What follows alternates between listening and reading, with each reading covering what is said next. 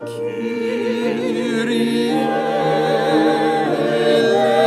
eleison, eleison.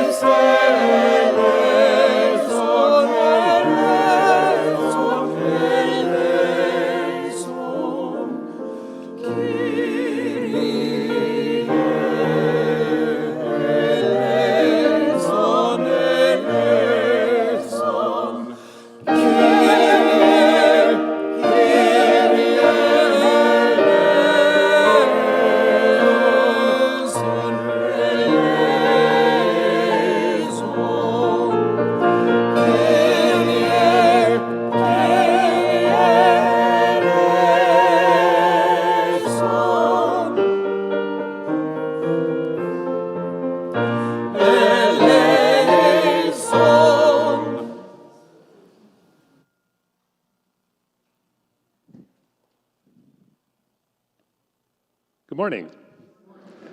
Welcome to the First Unitarian Society of Madison and to our annual poetry service, which celebrates the place of poetry in our lives with the words of poets from around the globe and poets from right here in our community. My name is Brian, my pronouns are he, him, and I'm a member here.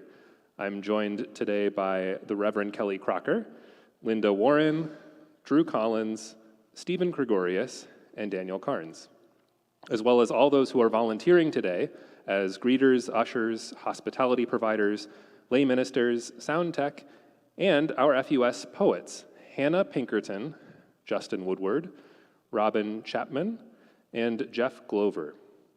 Many thanks to all of them for helping create today's service. Special thanks also to our musical guests, Society Choir members Dara Degnan and Roland Beach, and Meeting House Chorus members Katie White and Bart Terrell. At First Unitarian Society, we question boldly, listen humbly, grow spiritually, act courageously, and love unapologetically. If you are visiting us today, welcome. We're very glad that you're with us.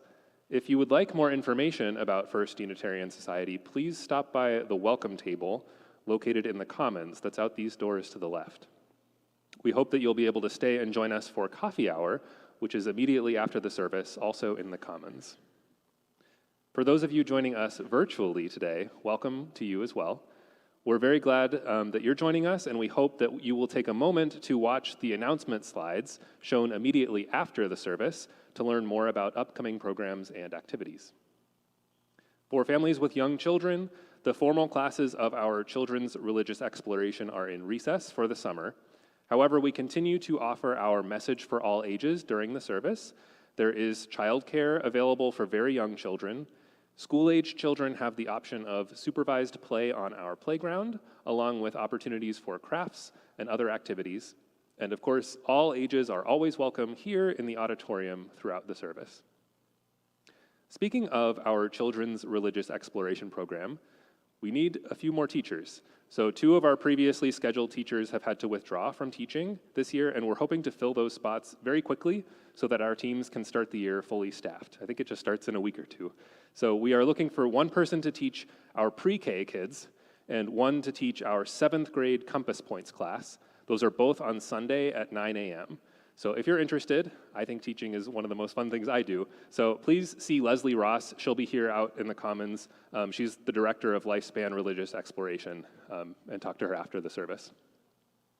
On the weekend of September 7th and 8th, We are returning to our regular worship schedule with services on Saturday afternoon at 4:30 and Sunday morning at 9 and 11. So that's not next weekend, that's the weekend after next weekend. And the first services back will be our annual water communion ritual. So we invite you to bring water from a place of meaning from your summer to mingle in our common bowl. We ask that you also email Reverend Kelly C. to let us know where your water is from, so that place can be included in our liturgy. And if you have any questions, you can also talk to Kelly after today's service.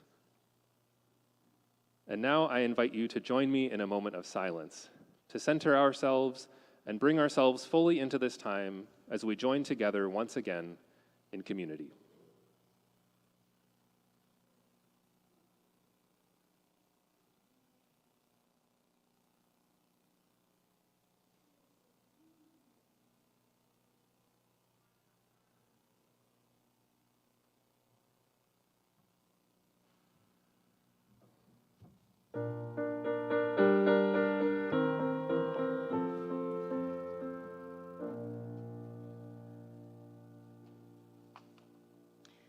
Gather up whatever is glittering in the gutter, whatever has tumbled in the waves or fallen in flames out of the sky. For it's not only our hearts that are broken, but the heart of the world as well. Stitch it back together. Make a place where the day speaks to the night and the earth speaks to the sky. Whether we created God or God created us, it all comes down to this. In our imperfect world, we are meant to repair and stitch together what beauty there is. Stitch it with compassion and wire. See how everything we have made gathers the light inside itself and overflows, a blessing.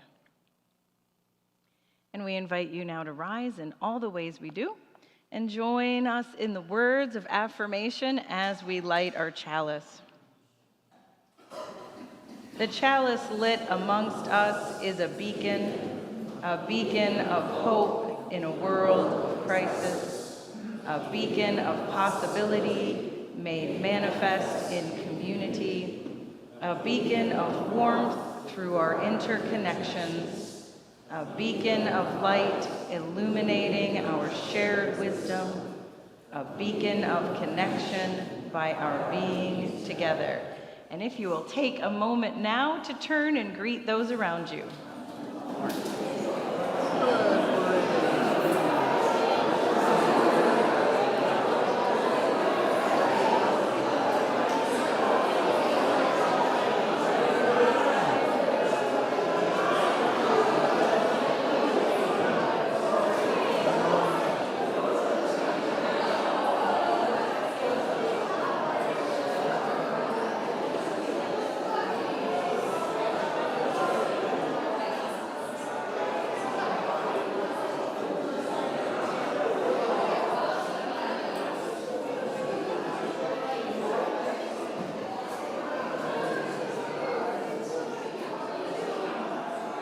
Good morning, good morning.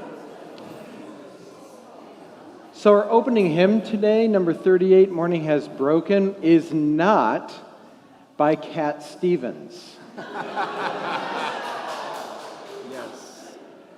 We appreciate that he brought it to global attention, and we love how he sings it, but the tune is actually an old Gaelic tune from a small village that is still there in Scotland, and a hymn committee approached a poet in the UK and said, would you please write lyrics to this tune that could be sung to this tune? So they approached Eleanor Farjan, and she wrote, Morning Has Broken. And then about 25 years later, she decided to include that in an anthology of her poetry. And she updated a few of the lines. But we don't sing it that way normally. But today we are going to. So if you are looking in your hymnal, you will sing the familiar words. If you're looking on the screen, there are just a couple of lines that are altered. I put those in boldface. I don't know if you'll be able to see them, but we're singing the updated words.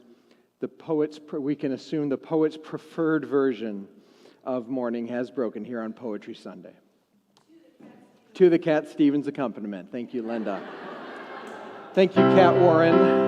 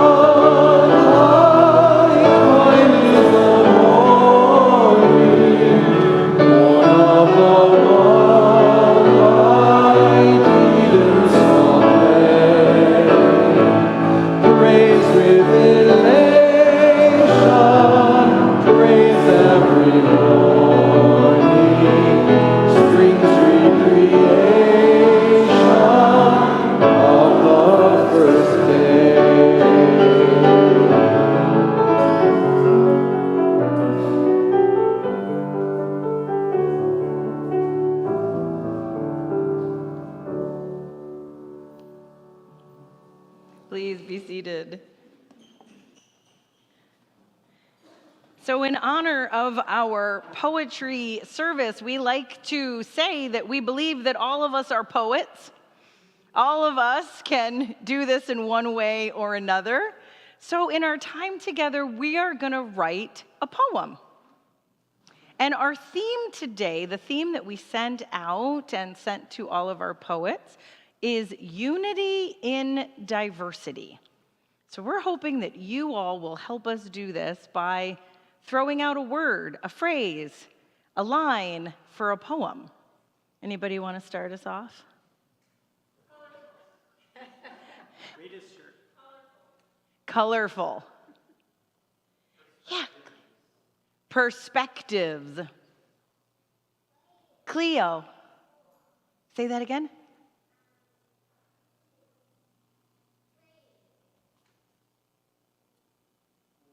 Pools? Pools. Pools. Hi. Hi. What do you want to tell us? Brave? Oh, I love it. Brave. That was really brave, wasn't it, running up here? Yes. Hi. Feelings. Oh, I love that. Yeah, Michael. The kaleidoscope of courage. K-A-L-E-I-D-O and scope. You got it. The kaleidoscope of courage. I knew there was something after. We got stuck on our spelling. Yes. In our uniqueness, we are the same. Oh, thank you. Hi, Lincoln. Life. In our uniqueness, we are the same. Life. Hey, how are you? Hand? Hands. Love it. Yeah. Welcoming and sharing. We're good at this. Hey, John. Resilient. I knew you were a poet. Marcy. Joy. Roberta. Complementary colors. Love it. Yeah. Flavors. I love that Brian's running out of room. Yeah. Say it again. Slug. Slug. Well, it's diversity, right? Slug. The poetry of being ourselves. This is a great one. I don't think we've ever gone on 2 pages, have we? Yes. All in this together. Cleo. Light and darkness. Light in darkness. All right, one more to wrap it up, and we'll see where we are. The planet Earth. Did you have one, Jerian? Books. All right, the planet Earth and books. Are we good? Any more burning? Yes. Rise to the challenge. Okay, are we ready to see where we are? Thank you for writing all this down.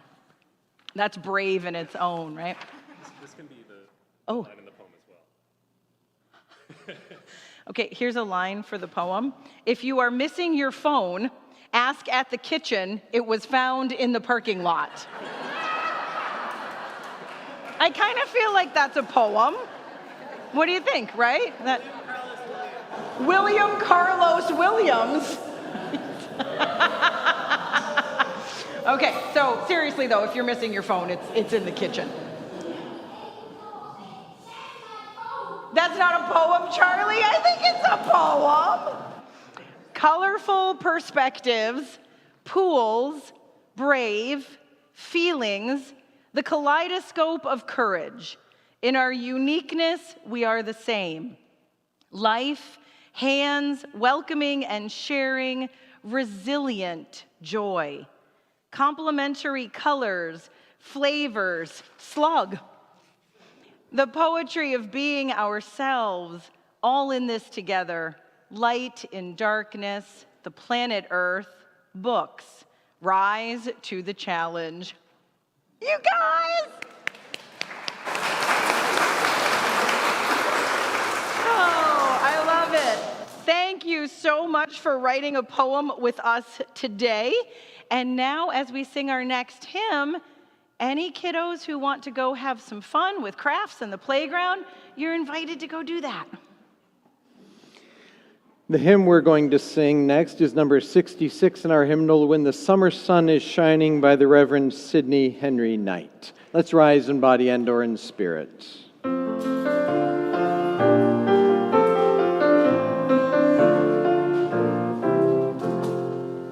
When the summer sun is shining over golden land and sea, and the flowers in the hedgerow welcome butterfly and bee, and my open heart is glowing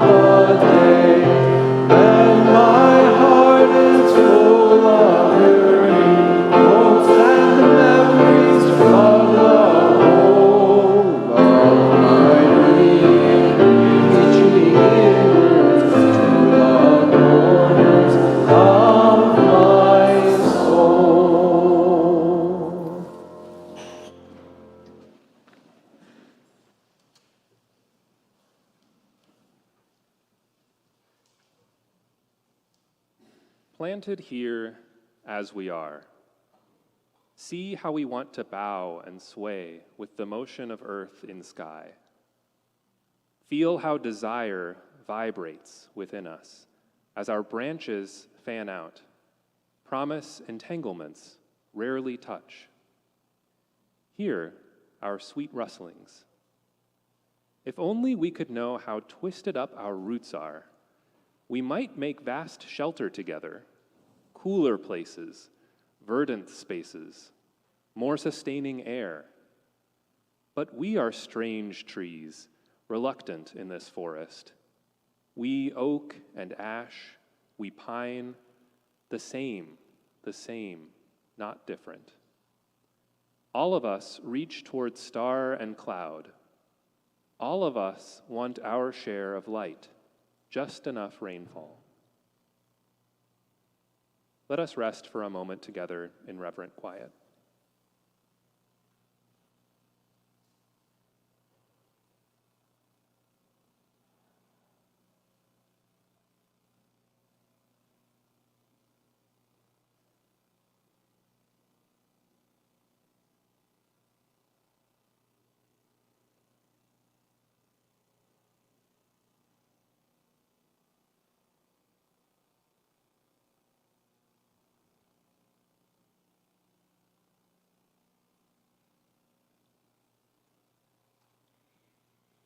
Amen.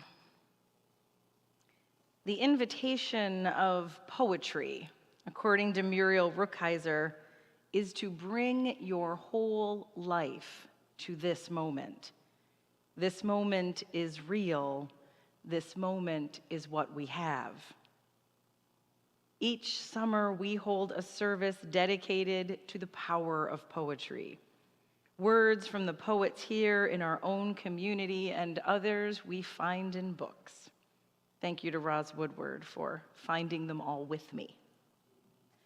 Our hope each time we do this is that you will be moved by the power of poetry, which has a way to bring us truth and beauty with a concentration of words.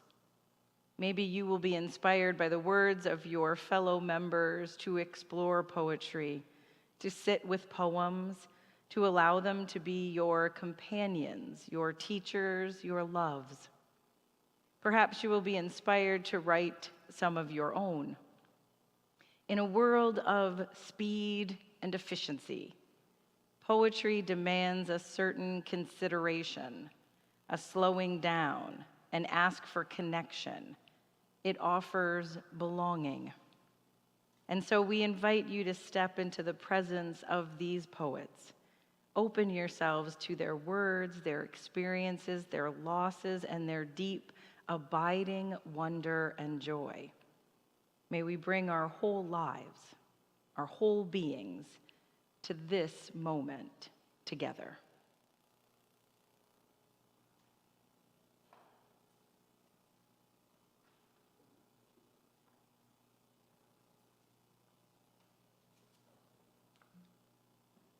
Askew. Do you know what this is like? To wake up from such beautiful dreams and see that your bed is askew, sheets on the floor, and underneath the bed, the shards from the lamp that you must have attacked, assuming you were the hero, and it was the beast. Yes, of course you know. You've lived these dreams your whole life, just like me. And we are all just waking to see our lives as they were and have been, and that they do not and will not match what we had when we lived in our dreams. Even if we woke up occasionally, we quickly closed our eyes again in disbelief or discontent and promptly shifted back into the pillow. But now, we are awake. We see the work we have to do, the life we must shape and craft. Some of us woke up late after false starts, waking dream into dream, finally finding the surface and taking our first real breath. Some woke up on time, waking in a daze, but waking all the same.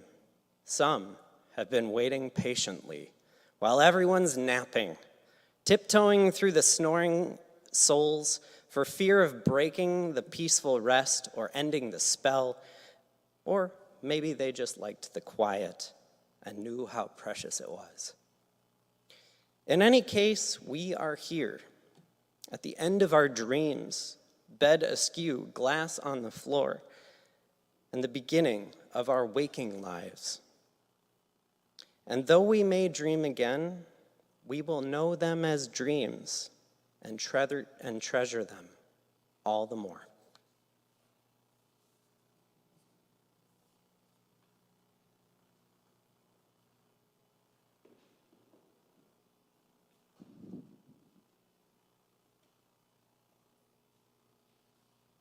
I swung my legs up to the table, as I always like to do, and saw another pair swing up, identical gesture, length, and curve. I saw your taper finger, knot vein, walnut knuckle hand, just like Mom's and mine, somehow knitting together years, miles, dollars, cultures of division. Visits, letters, calls, emails dwindled until it seemed we had less in common than people I met in line at the post office. Then you sat down next to me, sister, and I saw what I'd forgotten.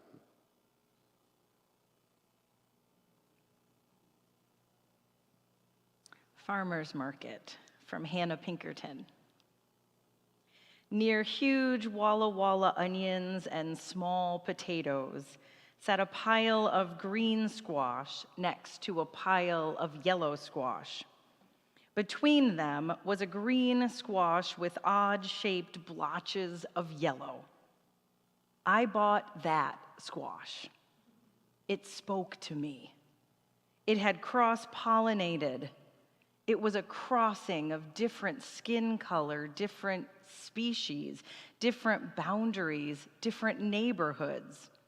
It was opposite sides of a coin, ideas, policies, opinions. Green and yellow grew together, producing a healthy compromise. Gas station communion, Paula Gordon Lebb. It was a little thing, really, this offer to fill my tire. I was unscrewing the valve cap and heard a voice behind me. Here, I'll get that for you. Oh, that's okay, I've got it, is what I normally say to such overtures, this knee-jerk reaction to refuse.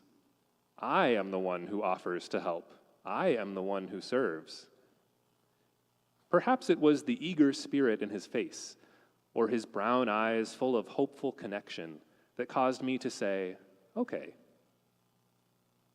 I felt the vibration of his unspoken benediction. I can't do much for you, fellow weary traveler, but I can do this.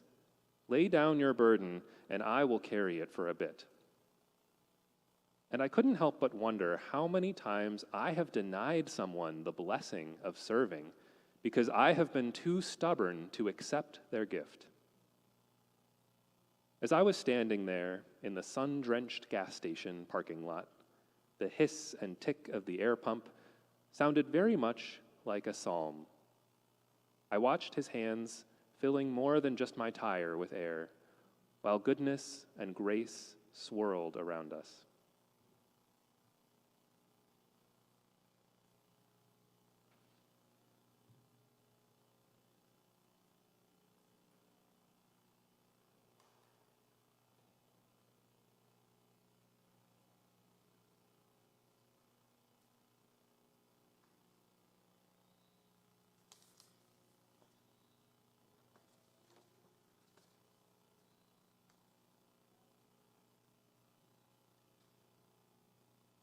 Differences.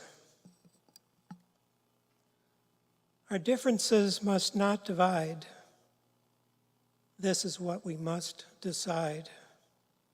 And go forth with optimism, confronting challenges arisen this year and from ages past, to do what's right and make it last. A task that's mighty, as are we, to strengthen our democracy and do what citizens now must, make our actions lawful, just, as our founders first had thought, and by the Constitution wrought, a system which, if we take care, can keep our land and people fair.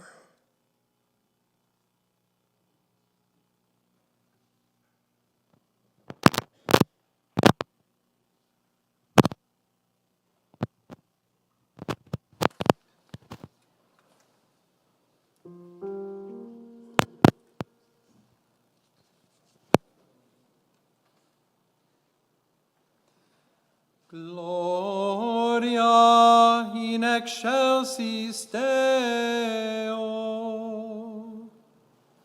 Et in Domine Deus, Dominus Deus,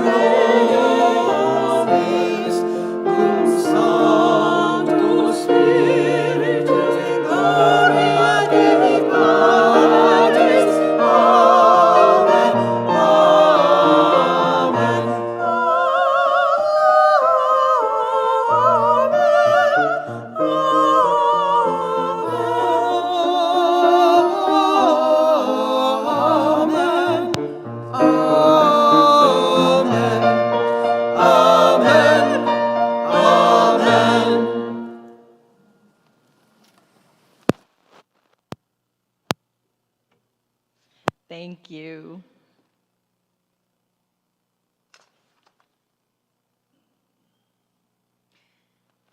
Our next poem about standing in kinship from Kimberly Blazer.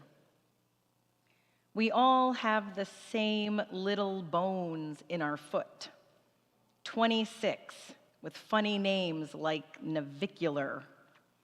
Together they build something strong, our foot arch a pyramid holding us up.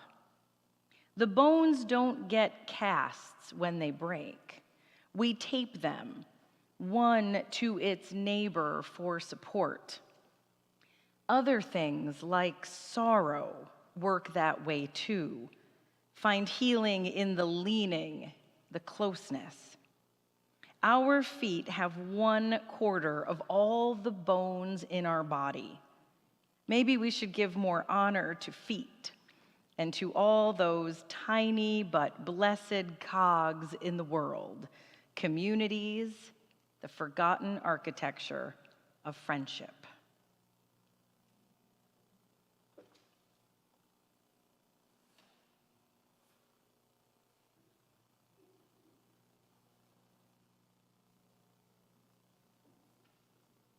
Prop for this one, I apologize.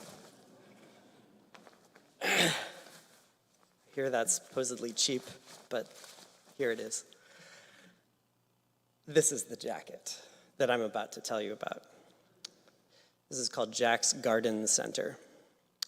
Jack gave me a jacket. The pun wasn't lost on me. But I also didn't realize it was a metaphor. It was more than just a pun. It was a metaphor. He gave those jackets to a lot of people. I think he wanted to wrap himself around the world, to keep it warm, to keep it safe from rain. It is waterproof, by the way. But not too safe, because you have to get a little wet, enough to grow, but not so much that you drown. Jack spoke through action, a language that plants understand.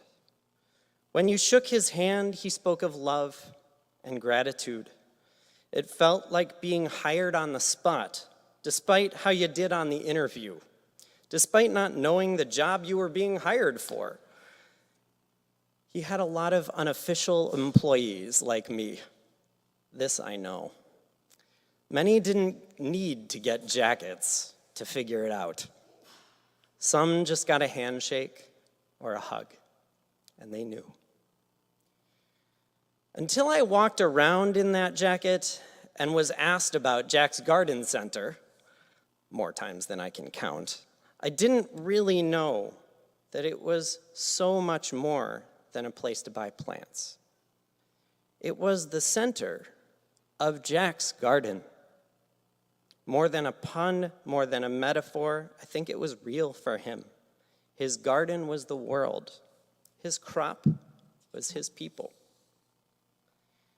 He did what was needed, no more, no less.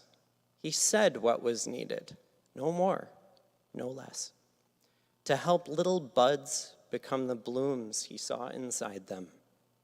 A controlled burn when things were overgrown, and rebuilding when things burned too much. Death was a thing as natural to him as the changing of a season. It just is.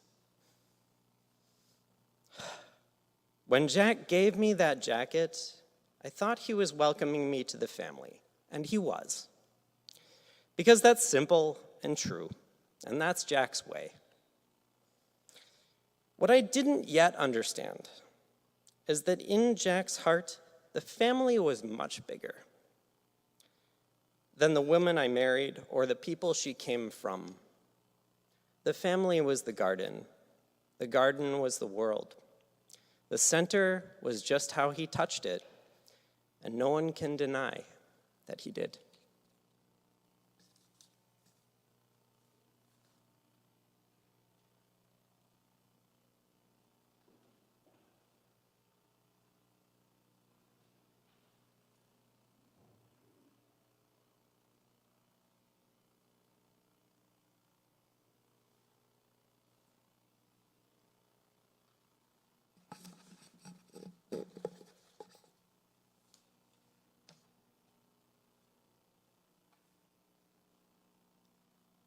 True wealth. Such wealth as I have hoards no gaudy gems, nor precious metals, platinum or gold. From neither mansions nor vast lands it stems, nor stocks and bonds oft as are bought and sold. Positions and prestige do not impress, nor titles, honors, plaques hung on a wall.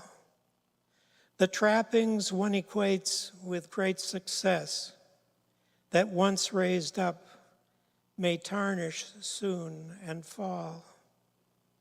What's worthy has true value beyond price, more wholesome, strong, and steady, never nil.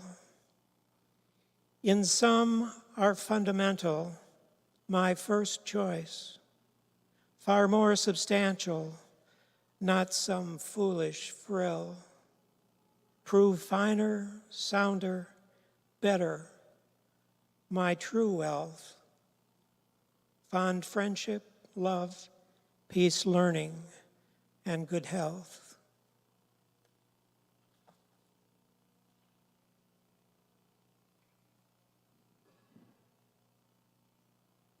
Lark for the 22nd Century, Robin Chapman.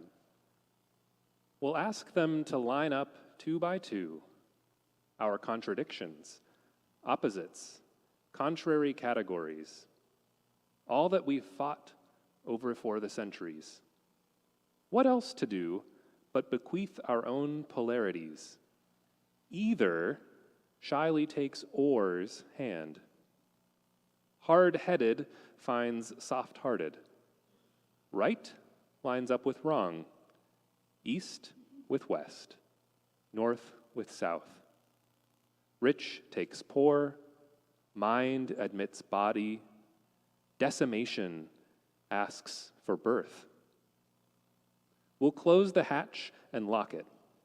Set them adrift in an acid rain, long enough to hope for children of hybrid vigor, from those contentious unions. Polyglot both, all. When the dove returns with the olive branch and the doors reopen on our one precarious world.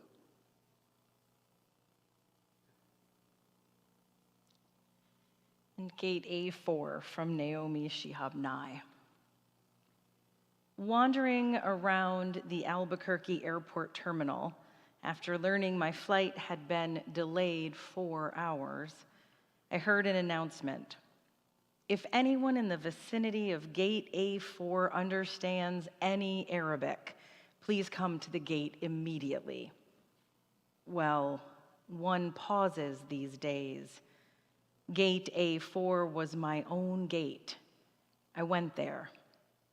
An older woman in full traditional Palestinian embroidered dress, just like my grandma wore, was crumpled to the floor, wailing. "Help," said the flight agent. "Talk to her. What is her problem? We told her the flight was going to be late, and she did this." I stooped to put my arm around the woman and spoke haltingly.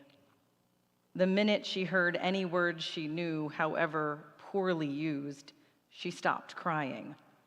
She thought the flight had been canceled entirely. She needed to be in El Paso for major medical treatment the next day. I said, "No, we're fine. You'll get there, just later. Who's picking you up? Let's call him." We called her son. I spoke with him in English. I told him I would stay with his mother till we got on the plane and ride next to her. She talked to him. Then we called her other sons just for the fun of it. Then we called my dad, and he and she spoke for a while in Arabic and found out, of course, they had 10 shared friends. Then I thought, just for the heck of it, why not call some Palestinian poets I know and let them chat with her? This all took up 2 hours. She was laughing a lot by then, telling of her life, patting my knee, answering questions. She had pulled a sack of homemade mamoul cookies, little powdered sugar crumbly mounds stuffed with dates and nuts from her bag, and was offering them to all the women at the gate. To my amazement, not a single woman declined one. It was like a sacrament. The traveler from Argentina, the mom from California, the lovely woman from Laredo, we were all covered with the same powdered sugar and smiling, there is no better cookie. And then the airline broke out free apple juice from huge coolers, and 2 little girls from our flight ran around serving it, and they were covered with powdered sugar too. And I noticed my new best friend, by now we were holding hands, had a potted plant poking out of her bag, some medicinal thing with green furry leaves. Such an old country tradition. Always carry a plant, always stay rooted to somewhere. And I looked around that gate of late and weary ones, and I thought, this is the world I want to live in, the shared world.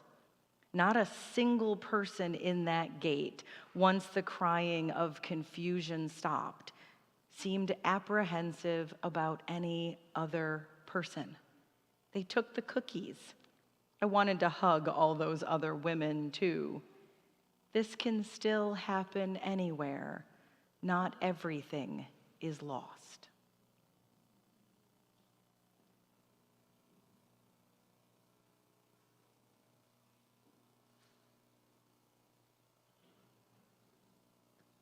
Make Believe by Emily Ligren. Mr. Rogers, what would you say to us now? I miss your soft voice and slow smile. Somehow you would remind us of what it means to share a neighborhood, how our breath travels farther than we think, but so can our care. You would have made the puppets wear tiny cloth masks, had them ask all the questions children need to ask, like why and how long, and can't we? Let Daniel Tiger feel sad and angry, itchy under the ear straps. You would have explained it all patiently and truthfully. No, we don't know for how long. Yes, it's okay to feel afraid. This is how we care for everyone right now. Maybe the adults would have listened too. One of the ways we care for the neighborhood of our congregation is with this time of giving and receiving, where we give freely and generously to an offering which sustains and strengthens our ongoing work. So you'll see on our screen that you can donate directly from our website, fusmadison.org. You will also see our text to give information there as well. Baskets are now being passed for those of us here in the room. We thank you for your generosity and your faith in this life we create together.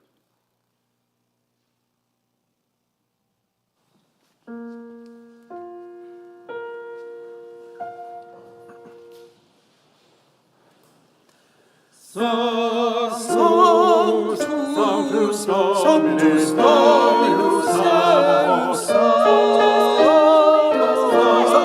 Dominus Sanctus Dominus Sabaoth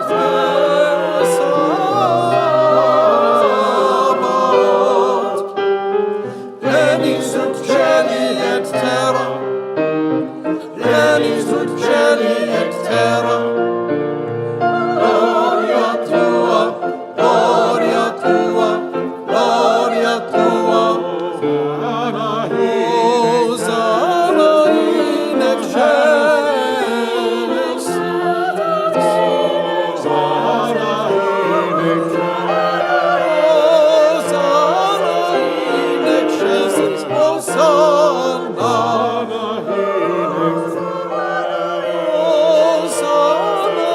in excelsis. Hosanna.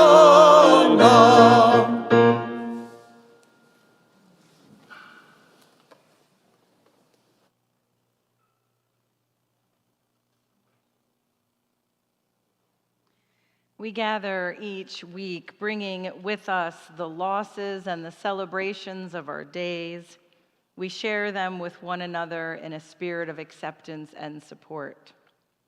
We light a candle of gratitude on behalf of Roz Woodward, who writes, "This candle of gratitude is for the young man who died in a bike accident and for his family who donated his cornea to me on Wednesday." We light a candle for all the joys, all the sorrows that live in the silent sanctuaries of our hearts. May we know they and we are held in love. And if you'll join us in a spirit of meditation with these words from Julia Fehrenbacher. And we see that most of all, it is the little things. Magnolia that bursts into blossom when no one is looking. Music that spills, pours, splashes from their balconies to ours, because maybe, perhaps, we see that there's no such thing as mine. And we see most of all, it's the little things.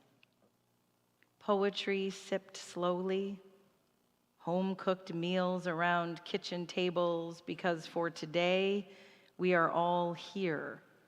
Today, there is time. And we see that most of all, it's the little things. A word, one after the other, that comes through me out to you. Words like, what do you need? How can I help? Words like, I understand. We're in this together. Please, let's share. And we see that most of all, it is the little things, an invitation to take a slow, deep breath. A breath that brings you back and back and back to here, to something greater, deeper, wider than small ideas of what should be.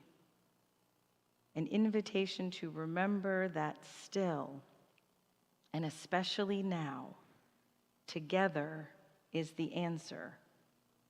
Always breath, always here, always better together.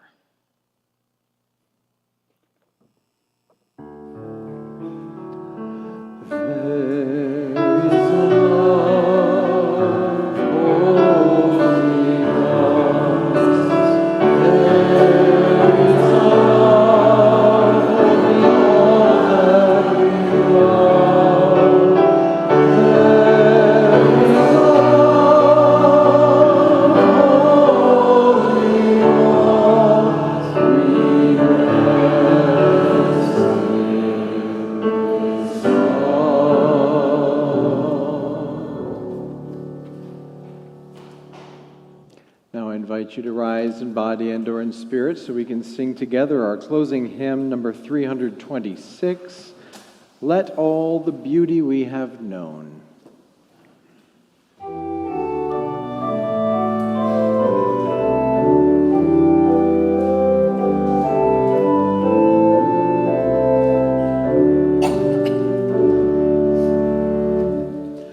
Let all the beauty we have known illuminate our hearts and minds. Rejoice in wonders daily shown, in faith and joy and love that binds. We celebrate with beating hearts the loveliness of sky and earth, the inspiration of the arts, the mirroring role of every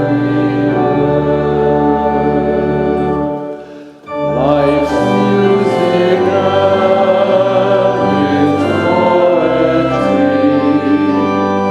surround and bless us through our days. For these we sing in harmony, together giving thanks and praise.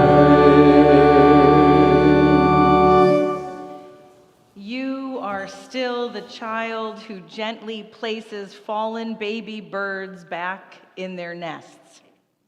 You are still the soft soul that gets your heart broken over cruel words and awful acts when you watch the news.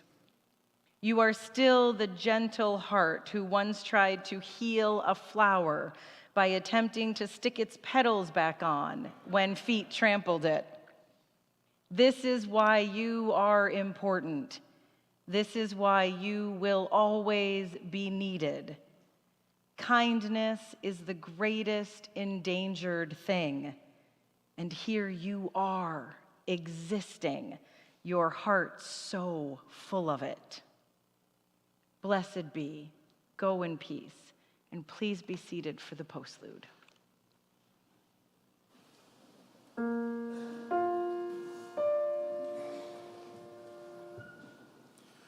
Oh